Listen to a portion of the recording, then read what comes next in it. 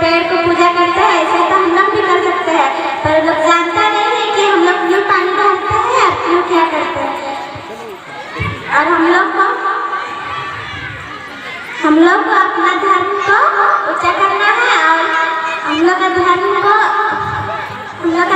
को भी नाम करना है। कहीं भी सुनते हैं सिर्फ हिंदू, मुस्लिम, सिख, ईसाई, हम लोग भी अपना धर्म का नाम रोशन करेंगे और सरना को हम लोग भी दिखाएंगे कि हम लोग में कितना शक्ति है। और सरना को और बृहस्पतिवार को लीप बार के घर और को नहा धुआ के सरना में 1 घंटा आके सरना प्रार्थना करके पानी ढाल के अपना घर जाना है। और एक दिन खाना नहीं खाएंगे, भगवान जी सरना के पास आएंगे तो भूख नहीं लगेगा, घर में रहेंगे तो भूख लगेगा।